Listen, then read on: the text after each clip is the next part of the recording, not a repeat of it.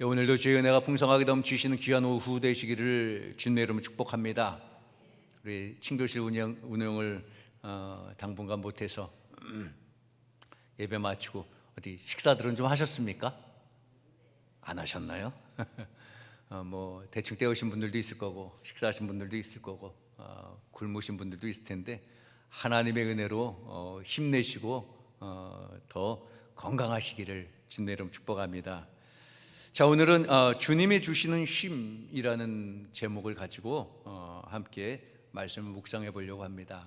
쉼에 대해서 왜 생각해 봤냐면 지금 이제 휴가철이 다 지났나요? 우리 사역자들은 지난주부터 이렇게 9월까지 이제 나눠서 휴가를 할 건데 보통 7월 마지막 주와 8월 첫 주가 휴가의 피크라고는 하더라고요. 그래서 다녀오신 분들도 있을 거고 아직 안 다녀오신 분들도 있을 거고 7, 8월 이렇게 돼서 쉼에 대해서 휴가에 대해서 좀 생각해 보는 그런 계절인 것 같아요.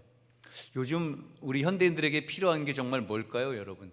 여러분들 남편분들에게 필요한 게, 아내들에게 필요한 거, 우리 자녀들에게 필요한 거 뭘까요? 요즘은 쉼이라는 거, 휴식이라는 이 현대인들에게 가장 필요한 것은 쉼이 아닌가 그렇게 생각해 봅니다. 굉장히 이 현대인들은 참 피곤하게 살아가죠.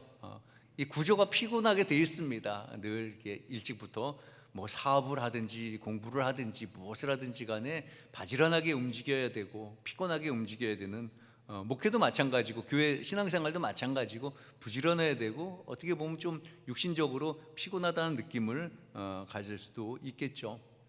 더군다나 오늘날의 사회는 더 쉼이 필요한데 쉬지 못하는 시대, 더 피곤한 시대가 아닌가 그렇게 생각해 봅니다. 왜냐하면 요즘은 어떻습니까? 우리 자녀들에게도 그렇고 우리 젊은 세대들에게도 그렇고 우리도 흔히 쓰는 말들이 있죠. 야, 넌 할 수 있어. 그죠? 긍정의 말이죠. 넌 할 수 있어. 그런데 어떻게 보면 이 과도한 긍정성 때문에 피곤하지 않을까? 이 지나친 긍정성이 우리를 피곤하게 하는 시대가 아닌가 저는 그렇게 생각해 봤습니다. 물론 뭐 너무 제가 부정적으로 생각하는 거 아닌가 싶기도 하지만 할 수 있다라는, 그렇죠, 우리는 다 할 수 있죠. 할 수 있어. 으쌰, 할 수 있다. 스포츠 선수 누가 할 수 있다 할 수 있다 많이 외쳐서 유명해지기도 했는데 이 할 수 있다라는 최상의 가치, 이 할 수 있다라는 최상의 가치가 된 이 긍정 사회가 됐습니다. 사실 긍정 사회 뭐 좋지요. 좋아 보이죠, 그렇죠? 긍정 사회라 말하니까 정말 굉장히 좋고 듣기가 좋은데 사실 어떻게 보면 제가 이건 약간 좀 부정적인 의미라고 만약에 판단한다면 죄송한데 넌 할 수 있어라는 그 말 때문에 지나치게 노동력을 착취하는 성취 사회가 되어져 버렸다라는 거죠. 그 여러분 자녀들에게 너 할 수 있어 해. 그게 굉장히 부담이 될 수도 있는 거거든요. 안 해도 되는데 과잉해서 해야 된다라는 의무감을 갖고 있는 겁니다. 저도 그런 생각 속에서 많이 생각을 해보게 되죠. 오늘 이 시대가 대표적으로 자기계발 시대잖아요. 이 TV 프로그램을 봐도 저도 때로는 재밌게 보기도 하고 잘 보지는 않는데요. 굉장히 많은 프로그램들이 오디션 프로그램들이 굉장히 많더라고요. 흔히 오디션 프로그램에서 대박난 분이 누구예요? 송가인? 그리고 또 남자로는 누구? 임영웅? 다 그런 적인가요? 굉장한 그 어려움을 겪고 정말 스타가 된 거죠.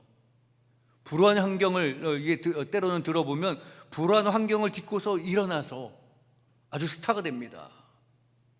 그들을 통하여서 전달되는 메시지가 많은 사람들에게 야, 내 능력을 최상의 가치로 만들라. 그런데 사실 우리나라의 송가인은 몇 명입니까? 임영웅이 몇 명이에요? 한 명이잖아요, 사실. 그죠?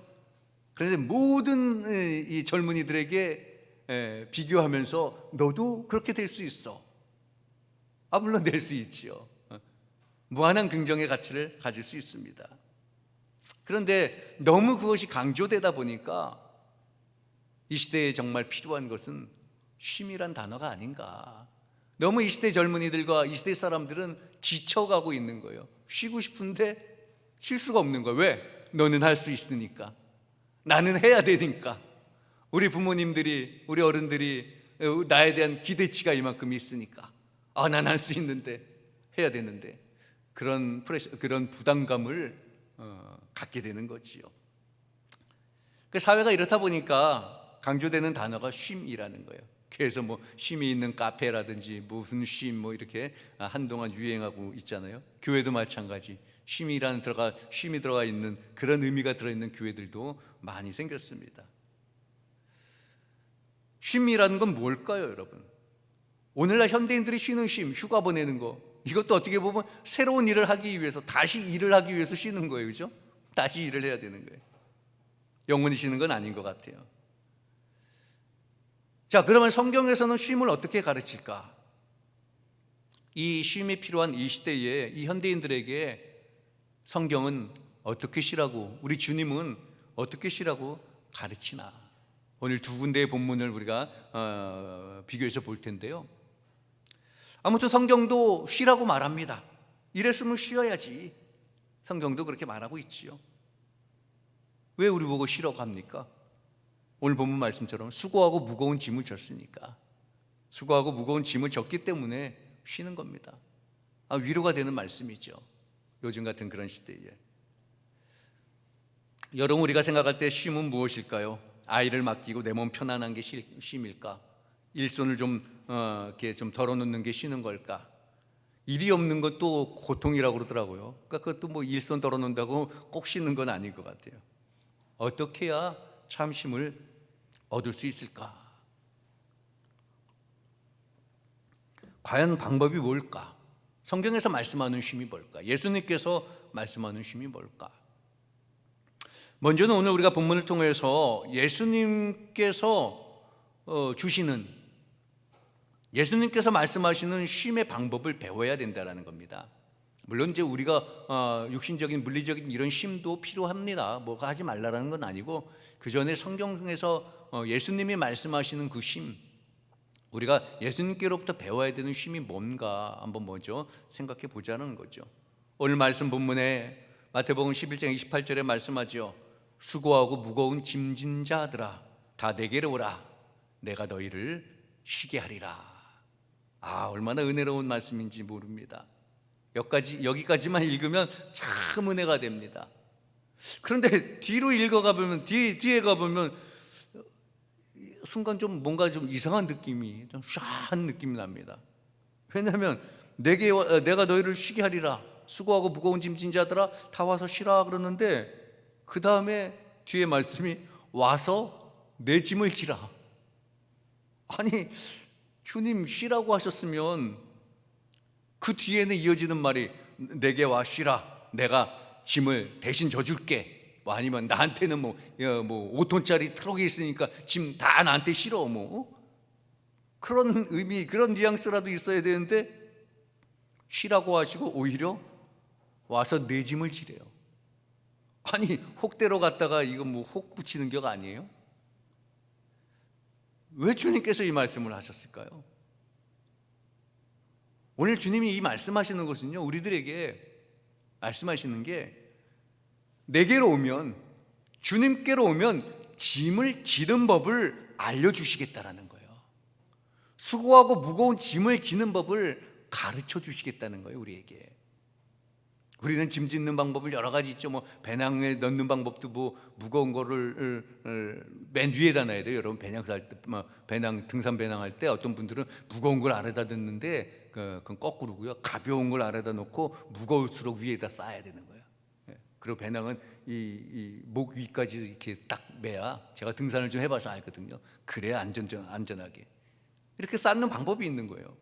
그런데 주님께서 짐을 지어주시는 방법을 알려주시겠다라는 거예요. 어떻게 지라고 하십니까? 주님께서 짐을 짓는데 우리에게 와서 주님께서 내 멍에를 져라. 주님의 멍에를 지라는 겁니다.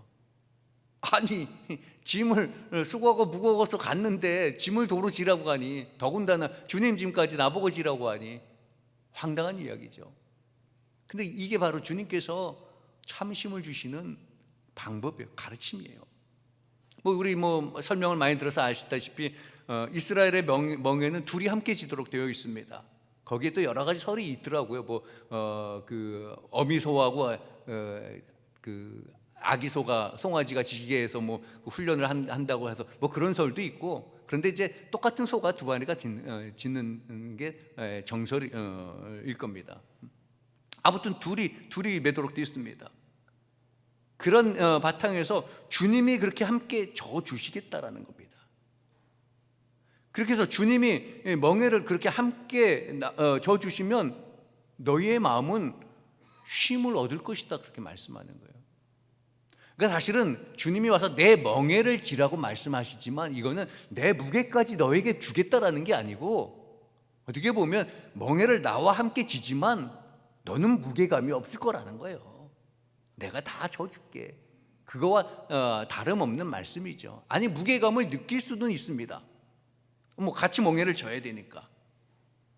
그런데 여러분 생각해 보세요. 기쁨도 나누면 배가 되고 슬픔도 나누면 반이 되잖아요. 그죠?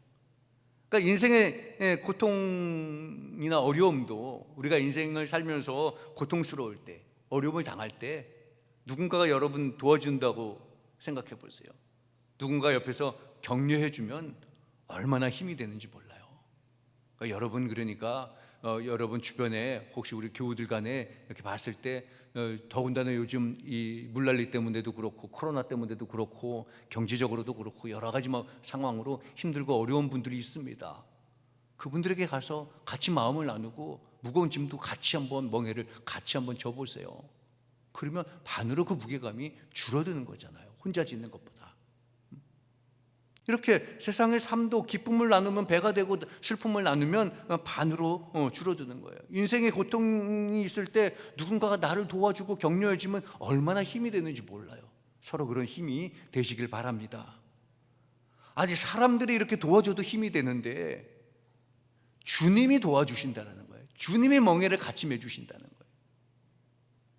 주님이 도와주시면 얼마나 큰 힘이 되겠습니까?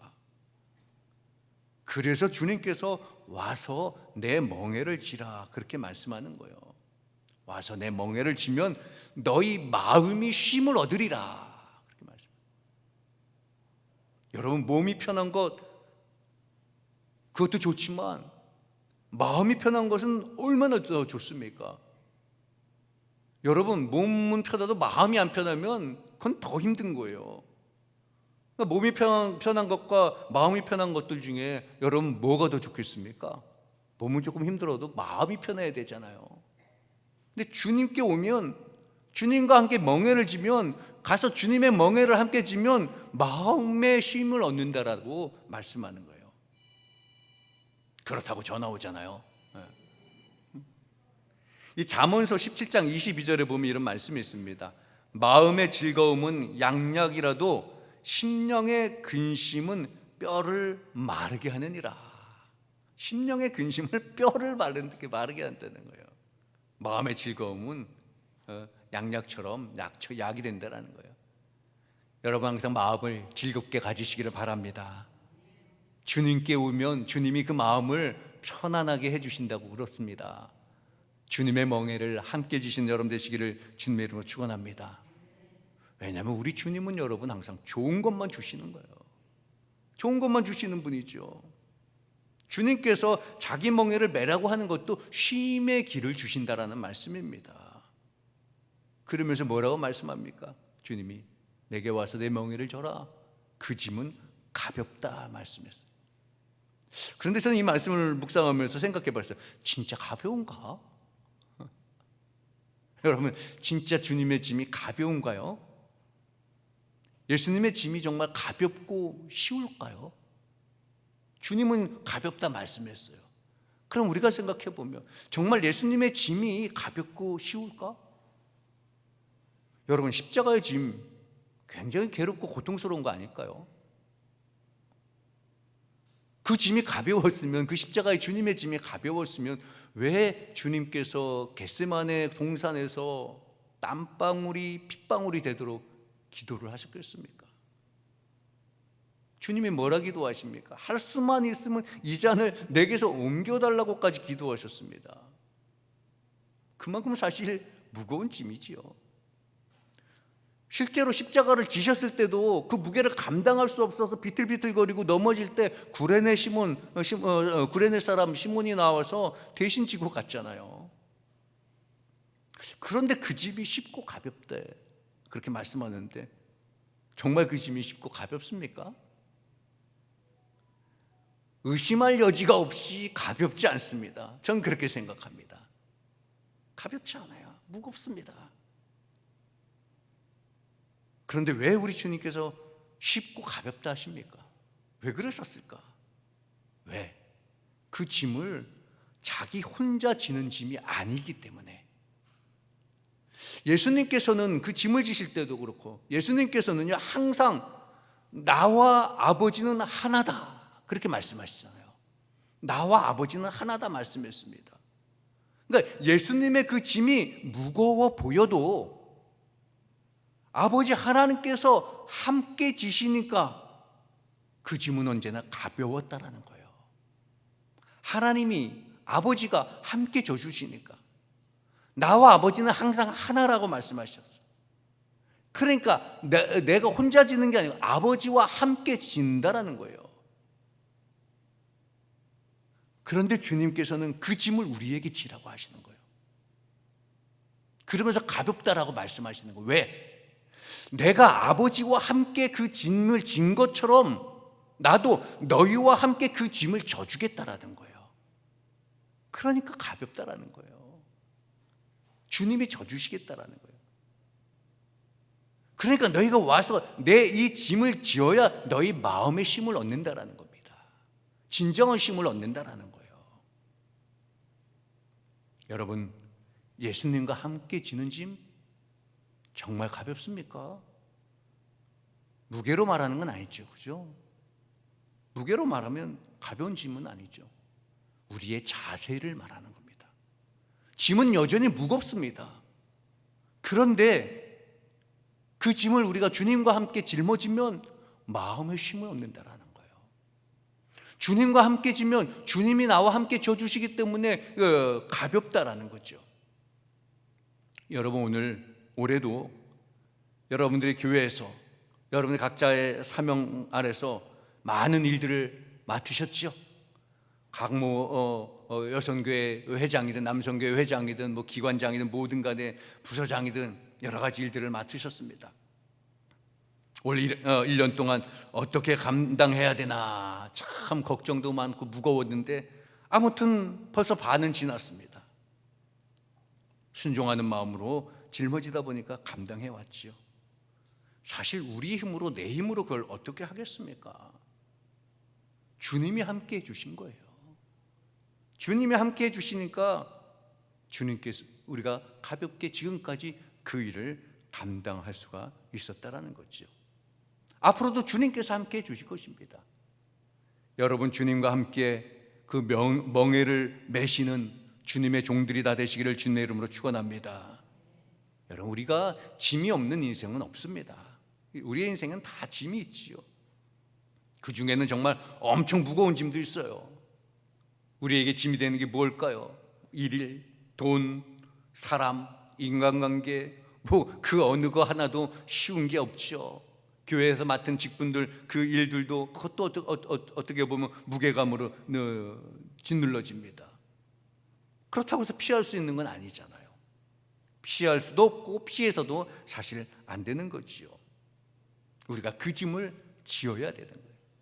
그 짐을 지어야 사실은 쉼이 찾아온다라는 겁니다. 여러분 예수님과 함께 그 멍에를 메고 예수님께 그 쉼의 방법을 배우시고 마음의 평안을 얻으신 여러분 되시기를 주님의 이름으로 축원합니다. 주님께서 무겁고 수고하고 무거운 짐진 자들아 다 내게로 오라 말씀합니다. 내가 너희를 쉬게 할 건데 그런데 와서 내 짐을 지라 그렇게 말씀합니다. 이게 주님께서 가르쳐 주시는 쉼의 방법입니다. 주님께 가셔서 주님과 함께 쉼을 얻으시는 여러분 되시기를 주님의 이름으로 축원합니다. 자, 우리 주님께서 그렇게 쉼의 방법을 알려주시는데 그 쉼의 목적이 또 무엇인지를 우리가 배워야 돼요. 쉼의 목적. 예수님께서 우리를 쉬게 하시는데 그 목적이 뭘까? 나 혼자 잘 먹고 잘 살라고 쉬라고 하시나? 자, 오늘 우리가 본문 한 군데를 안 봤습니다. 이제 마저 읽어보겠습니다. 마가복음 6장 30절에서 33절 말씀. 마가복음 6장 30절에서 33절입니다.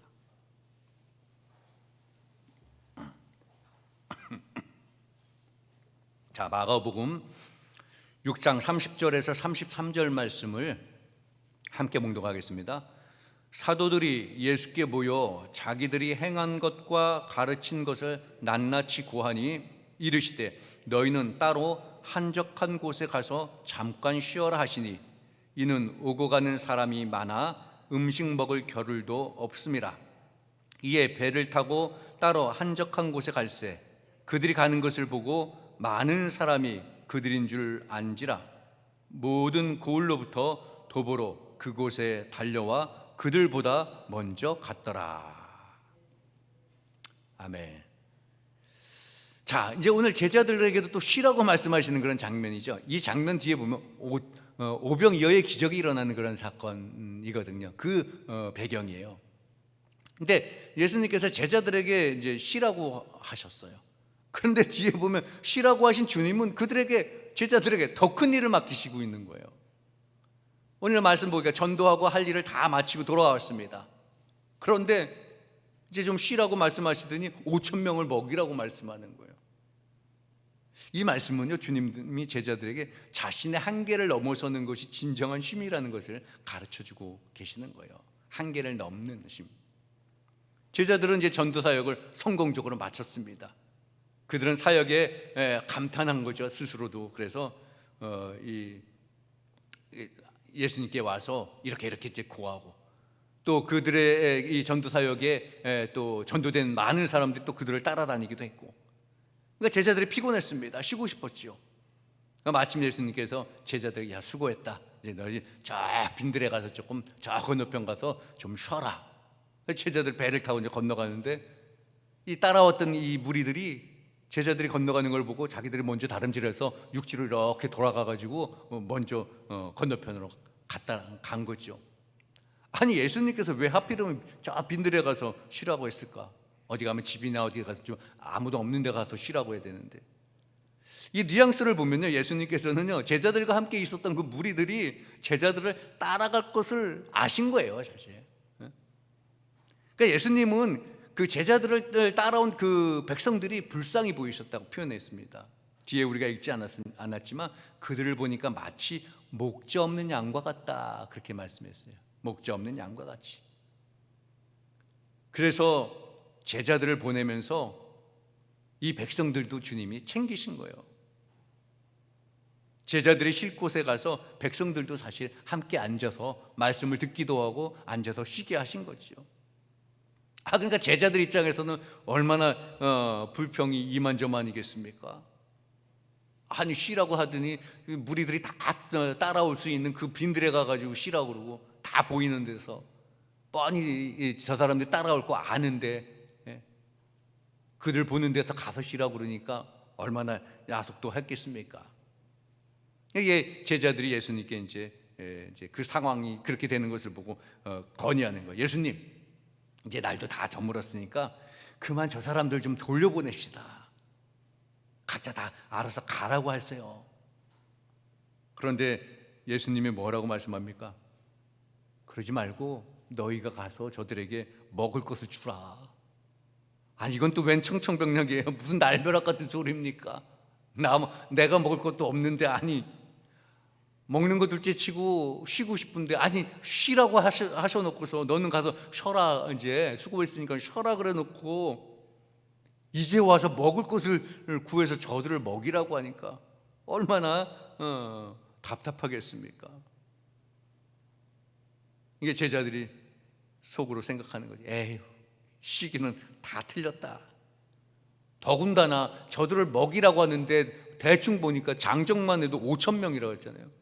장정만 5천 명이면 그 뒤에 따라오는 사람들까지 하면 2만 명 됐다라는 거예요. 어린아이와 여자들 따지면. 그러니까 그들에게 먹을 것을 주려면 하루 종일 일한 것보다 더 많은 일을 해야 되는 거예요. 엄청난 노동력을 필요한 거죠. 더군다나 때는 이미 다 저물었고 늦었고. 그러니까 제자들, 아니 오늘 우리는 일할 만큼 일을 다 했는데 주님, 우리 할 만큼 다 했으니까 그냥 좀 돌려보냅시다. 그러고 하소연하는 거예요, 사실. 그렇죠. 제자들 할 만큼 다 했죠. 전도 다 하고 돌아다니고 다 했습니다. 사역 할 만큼 다 했어요. 그러니까 피곤하지요. 쉴 때도 됐습니다. 그런데 이런 제자들에게 주님이 이 저들을 먹이라고 말씀하시면서 그 제자들에게 중요한 사실을 가르쳐 주시는 거예요. 첫 번째는 너희의 한계를 뛰어넘어야 진정한 쉼이 된다라는 거예요. 그리고 두 번째는 너희의 쉼이 너 혼자 먹고 즐기고 거기서 끝나는 것이 아니라 저 어렵고 힘든 저 이웃들과 함께 같이 쉼을 나누다 이거예요. 한계를 뛰어넘는 쉼, 나눌 수 있는 쉼. 말씀드린 대로 여러분, 제자들 앞에 5천 명이나 있었어요. 어린아이와 여자들을 합하면 2만 명이나 되는 숫자잖아요. 어떻게 그 많은 음식을 구하겠습니까? 지금 당장 돈도 없는 거예요. 뭐 가게가 있겠습니까? 24시간 편의점 있겠습니까? 당시에 누가 뭐 제자 집이 가까워가지고 누구네 집 가가지고 뭐 부랴부랴 음식을 2만 명 거를 어떻게 만들어 옵니까? 도대체 말이 안 되는 걸 주님이 사실 말씀하신 거죠. 제자들에게는 엄청난 한계인 거예요. 그런데 여러분, 제자들의 이런 한계가 예수님께는 아무 문제가 되지 않았다라는 겁니다. 제자들에게서는 엄청난 한계죠. 엄청난 할 수 있는 상황이 아니죠. 그런데 예수님께는 그것이 한계가 아니라는 거죠. 주님은 제자들에게 말합니다. 너희들이 최선을 다해서 음식을 좀 찾아와라. 최선을 다해서 찾아오라고 하는 거예요. 그들이 찾아온 그 양식은 뭡니까? 떡 5개하고 물고기 2마리예요. 고작 그거예요. 그것 뭐 말 그대로 택도 없죠. 그런데 놀랍게도 예수님께서는 그 음식으로 보리떡 5개와 고작 물고기 2마리, 그것도 실한 물고기도 아니라는 거지. 그걸 가지고 예수님께서 5천 명과 장정과 어린아이들을 5천 명의 장정과 나머지 어린아이와 여자들을 먹이고도 12바구니를 남겼다 그랬어요. 여러분, 한계를 뛰어넘는 예수님의 능력, 예수님께로 가져오면 우리가 생각하는 한계를 뛰어넘는 그 이상의 능력으로 우리에게 베풀어 주시는 거예요. 제자들은 어떻습니까? 내 몸 쉬는 것만 급급했잖아요. 제자들은 자기 몸 피곤한 것만 생각한 거예요. 하지만 주님은 저 백성들도 쉬어야 된다는 거예요. 먹지 없는 양같이 저렇게 두루 돌아다니는 저 백성들도 쉬어야 된다, 그렇게 생각하신 거예요. 그래서 제자들에게 너희 피곤하냐? 알지만 쉬고 싶지, 쉬어라. 그런데 그 너희의 그 쉼을 저 백성들하고도 같이 나누라라는 말씀이에요. 피곤하고 힘들고 할 수 없는 그 한계 상황이라고 느껴지지만 그 한계 상황을 넘어서서라도 그들과 함께 쉬어라, 함께 나누라라는 말씀이에요. 우리는 내가 돼야 나누잖아요, 그죠? 내 몸이 피곤하고 내가 할 수 없으면 그냥 못한다로 끝납니다. 어떻게 그걸 할 수 있나? 인간의 힘으로 100% 할 수 없다. 우리는 거기서 끝나요. 그러나 주님은 할 수 없는 상황임에도 불구하고 제자들에게 요구하는 겁니다. 너희들 피곤하고 너희들도 쉬어야지, 쉬어라. 그러나 저 너희를 따라온 이 백성들도 봐라. 너희만큼 피곤하고 너희만큼 쉼이 필요한 자들이다. 함께 나누라라는 거예요. 제자들은 자기 몸만 생각했지요. 예수님은 그 백성들도 쉬어야 함을 아시고 그래서 그 제자들에게 너희의 쉼을 그들에게 나누라, 그렇게 말씀하는 거예요. 쉬고 싶었던, 쉬려고 갔던 그 제자들이 양식을 찾으러 그래도 왔다 갔다 했을 거 아니에요. 아무리 떡 5개하고 생선 2마리를 구해왔다 쳐도 그래도 예수님께서 저만 얼마나 많은 계산했겠습니까? 막 부르짖으니 다녔을 겁니다.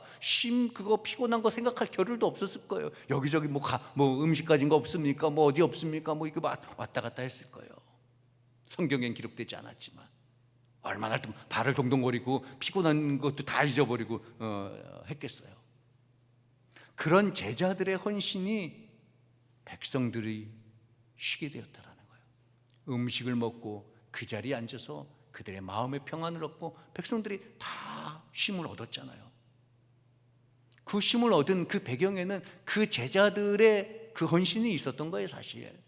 물론 제자들이 계산하고 불평하고 집에 돌려보내자 그런 말도 했지만, 그래도 예수님의 말씀대로 자기 몸도 피곤했지만 예수님의 말씀에 따라서 양식을 구하려고 발을 동동동동 해서 겨우 보리떡 5개와 물고기 2마리를 구해다 주었지만 동동거렸습니다. 그 헌신으로 예수님의 능력이 발휘되었고, 그들의 헌신으로 백성들이 모두 다 평안히 먹고 평안한 쉼을 얻을 수 있었다라는 거예요. 제자들의 그 헌신을 통하여서 백성들은 그 쉼을 통하여서 그 이전보다 더 큰 기적을 경험하게 되었다라는 거예요. 주님의 역사를 백성들과 제자들이 체험하게 되었다라는 거죠. 여러분, 우리 사랑하는 성도 여러분, 우리도 내 몸이 쉬고 싶고 나만을 돌보고 싶겠지만, 그러나 예수님께서 우리에게 가르쳐 주시는 쉼의 방법은 또 다른 방법입니다. 나 쉬는 것도 중요하지만 우리 주변과 함께, 이웃과 함께 쉬라고, 그들의 어려움도 우리가 함께 나누라고 가르쳐 주고 있습니다. 더군다나 요즘 물난리와 코로나와 여러 가지 상황으로 우리 교회의 성도들의 필요함을 느끼는 분들이 많이 있을 겁니다. 아니, 교회 안에서도 서로 마음이 불편하고 힘들고 어려워서 마음을 나누기를 원하는 그런 분들도 있을 겁니다. 내가 바쁘다고, 나 쉬기도 바쁘다고 그들을 돌보지 않는 것이 아니라 그들과 함께 기쁨도 슬픔도 나눌 수 있는 예수님의 방법으로 쉼을 누리시는 그런 여러분 되시기를 주님의 이름으로 축원합니다. 예수님은 지금 이 시간에도 수고하고 무거운 짐진 자들아 다 내게로 오라 초청하고 있습니다. 자신들과 함께 매일 멍에를 선물로 주시려고 기다리고 계십니다. 나와 함께, 나와 같은 마음으로 짐을 지자. 그러면 마음의 평안을 얻을 것이다. 그렇게 말씀하고 있습니다. 우리 사랑하는 성도 여러분, 예수님께서 우리에게 가르쳐 주신 쉼의 방법은 우리가 생각하는 쉼과는 조금 다릅니다. 예수님의 십자가 무겁지만 예수님이 함께 져 주시니까 가벼운 거고요. 또 예수님, 우리 몸이 피곤하고 힘들지만 나 혼자 쉬고 싶지만 예수님께서는 혼자 쉬는 것이 아니라 이웃과 함께 쉼이 필요한 자들과 함께 쉬기를 원하시는 겁니다. 우리 모든 성도 여러분들이 이웃과 성도들과 함께 마음을 나누시고 그들의 필요를 채워주시고 그들에게 힘이 되어주시는 우리 성도 여러분 되시기를 주님의 이름으로 축원합니다. 기도하겠습니다. 사랑의 하나님, 감사합니다. 이제 우리가 이 바쁘게 사는 이 현대 생활 속에서 진정한 쉼이 필요한 이 시대에서 우리가 주님이 주시는 쉼을 얻기를 바랍니다. 주님과 함께 쉴 준비를 하는 저희를 되게 하여 주옵소서.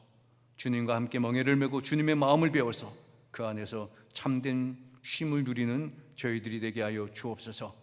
나만의 쉼이 아니라 이웃과 함께, 성도들과 함께, 교회와 함께 참 쉼을 얻어내는, 예수님께서 가르쳐 주신 한계를 넘어서는 쉼을 누리는, 진정한 평안을 누리는 저희를 될 수 있도록 주님 인도하여 주옵소서.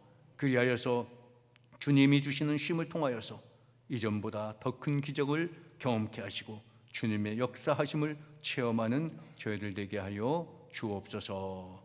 우리 주 예수 그리스도 이름으로 기도하옵나이다. 아멘.